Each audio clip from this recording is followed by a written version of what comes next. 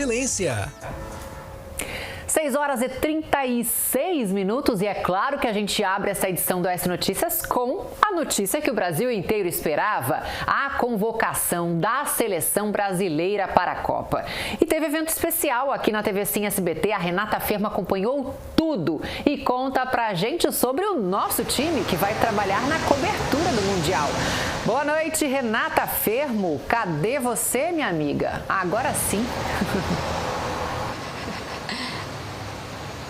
Boa noite novamente, Andressa. Olha só, a TV Sim faz uma cobertura especial, cobrindo além do esporte capixaba, a Copa do Mundo 2026, né, Andressa? Com um timaço que eu vou apresentar daqui a pouquinho, que não vou dar mais spoiler não, que eu já dei na escalada. Agora, se você me permitir, eu vou falar da convocação, que teve os rostinhos que podem surpreender algumas pessoas. Ao meu lado, o jornalista esportivo Sandro Gama, que vai fazer parte do nosso time de craque para a Copa 2026. Boa noite, seja bem-vindo ao S Notícias. Boa noite a você, boa noite, Andressa, e a todos. Eu que agradeço pela oportunidade. Querido, vamos direto à convocação, ao assunto do momento.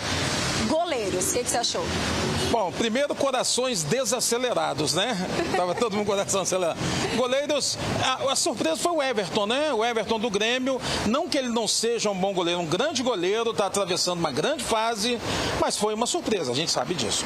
Defensores. Defensores, a gente não teve as surpresas assim que talvez esperasse, né? Eu sei que você está querendo que a gente chegue logo no ataque, mas tenha calma, porque antes dos atacantes tem os defensores e jogadores de meio campo.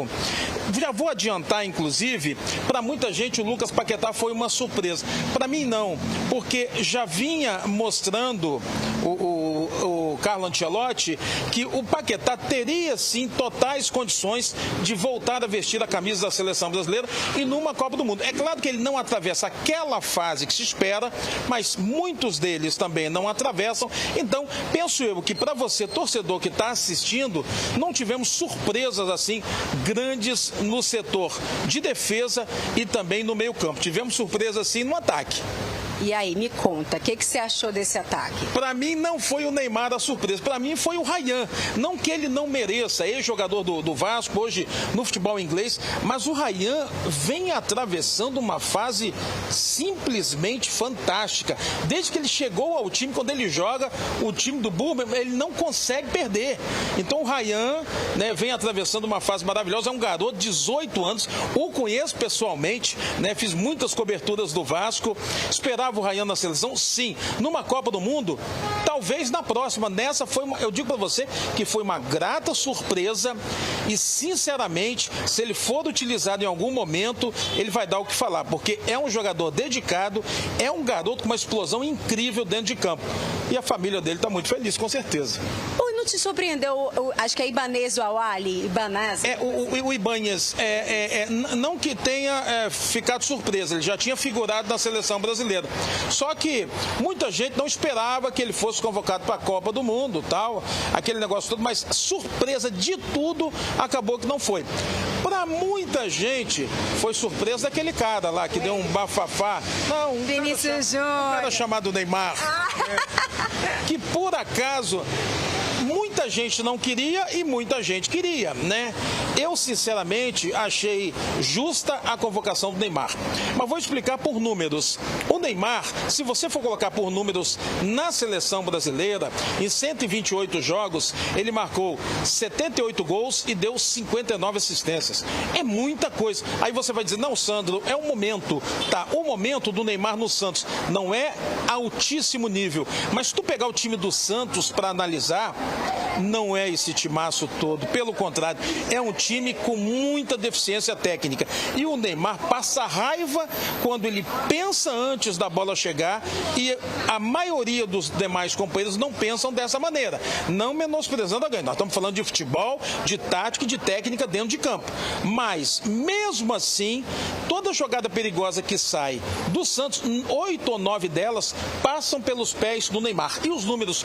É o momento? Ok, então vamos lá. Números do Neymar no Santos: 8 gols, 6 assistências, ou seja, participou de 14 gols nas últimas 16 partidas, mesmo não estando ao lado de craques. ele vai ter grandes craques agora ao lado dele. Acredito que o Neymar, se tiver foco, e eu acho que ele vai ter, porque ele está mordido, ele vai com tudo em busca desse hexa, e eu acho que é possível. Você não espera só um pouquinho, que a Andressa, nossa apresentadora, está querendo fazer uma pergunta. Diga aí, Andressa. Primeiro que eu concordo com a opinião dele sobre o Neymar. Acho que ele vai com gana, com garra, porque ele quer mostrar o que todo mundo estava querendo dizer, que ele não era capaz. Agora eu quero perguntar para ele sobre o Pedro, porque tem aqui, ó, a Érica de Jabaeté falando, olha, eu fiquei decepcionado porque eu queria o Pedro na seleção. E o Pedro fez falta ou não? O Pedro, você teria convocado ou não? Até a Érica de Jabaeté que sentiu falta do Pedro. Cara, senti falta do Pedro também. Eu falo sempre, atenção Davi e Bernardo, vocês estão me assistindo. Eles são vascaínos, os meus 2 filhos, o Pedro é do Flamengo. Isso não tem nada a ver. O que acontece? O Pedro hoje é um centroavante que não existe mais no futebol brasileiro. O Pedro é um goleador, só que ele sabe jogar dentro e fora da área. Para mim, o Pedro, eu não sei se essa palavra está certa ou se está muito forte, injustiça, mas tiraria quem ali para ter o Pedro no lugar? Não sei, mas que o Pedro poderia estar perfeitamente figurando nessa relação, eu concordo em 100%. Sabe por quê? O Pedro sabe fazer gol, o Pedro entrega 100%, dedicação total, é um atleta de verdade.